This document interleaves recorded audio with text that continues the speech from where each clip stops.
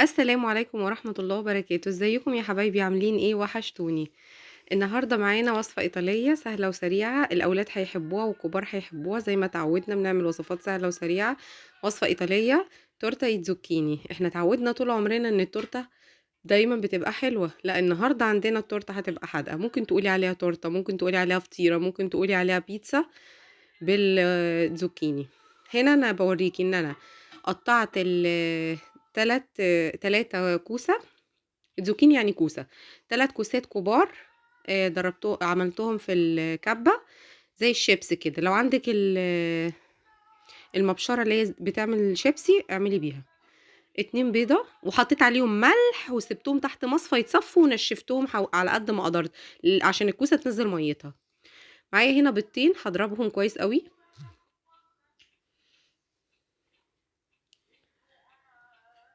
هنزل عليهم بحوالي كوباية الا ربع لبن.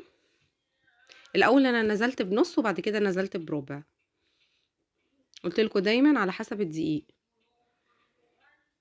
هنا كنت نزلت بكوبايه الا ربع دقيق. انا هاخد في المقدار ده كله عشان ما نتلخبطش كوبايه دقيق عليها كوبايه الا ربع لبن. بيضتين، كوبايه دقيق بنفس الكوبايه عايري كوبايه الا ربع لبن. هضربهم جامد مع بعض.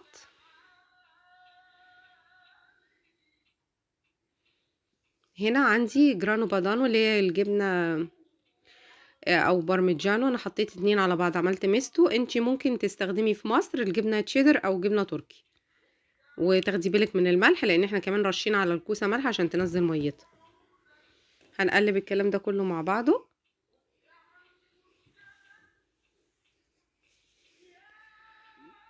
هنا قلت لك انا هزود اللبن، يبقى انت خلاص عرفتي المقدار. كوبايه دقيق، بيضتين عليهم كوبايه الا ربع لبن، وحطيت عليهم الجبنه حوالي 4 معالق او 5 معالق جبنه مبشورين.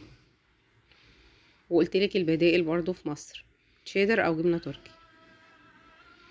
هنا رشيت ملح، وهنزل بالفلفل الاسود، وتحطي معلقه بيكنج باودر، معلقه صغننه من بتاعه الشاي بيكنج باودر عشان الخطوه دي ما جاتش. لو تلاحظي ان هنا الحته دي ما جاتش، معلقه بيكنج باودر صغيره من بتاعه الحلويات عادي.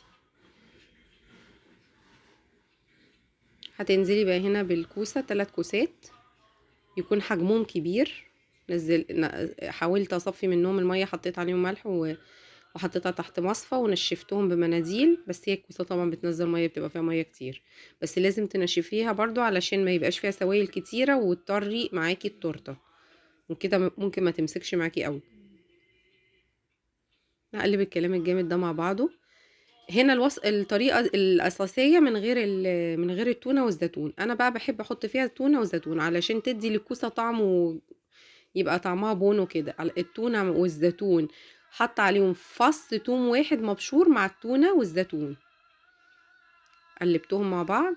مش عايزه تحطي تونه وزيتون على راحتك، بس هي بالتونه والزيتون عن تجربه بونه جدا. الاولاد عندي بيحبوها، مش بيحسوا اصلا ان هم بياكلوا كوسه. يعني لو عندك طفل ما بيحبش الكوسه اعملي له الوصفه دي. هنا بقى دهنه صينيه من اللي بيتفتحوا من الجنب. لو انت ما عندكيش صينيه بتتفتح ممكن تستخدمي صينيه عاديه تدهنيها كويس، وتحاولي بعد كده وتكوني حاطه فيها ورقه زبده عشان تحاولي تطلعيها وتبقى شكلها كويسه معاكي. هنزل الخليط ده كله مع بعضه، واحاول اسويها كده كويس. هدخلها فرن على درجه حراره 180، هتاخد معاكي حوالي 45 دقيقه. ولو الفرن عندك حامي لازم تشوفيها، طبعا التسويه دي بتختلف من فرن لفرن. بقولك انا بشره هنا موتزاريلا هحطها على الوش. انتي لو هتعمليها كده بس هي كده خلاص ابوستو. انا بصي طلعتها لك من غير موتزاريلا، بقولك هي كده استوت ومن غير موتزاريلا شكلها روعه ومش محتاجه اي حاجه. بس انا هحط زياده الموتزاريلا ودي اختياري عشان عندي الاولاد بيحبوا الموتزاريلا قوي.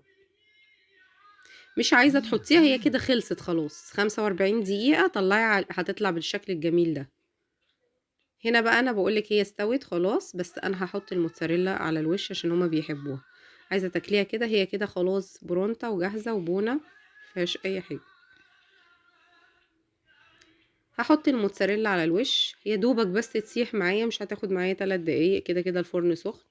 احطها تحت الشوايه، بوريكي هنا طلعت بالشكل الجامد ده. تورته دي ولا مش تورته؟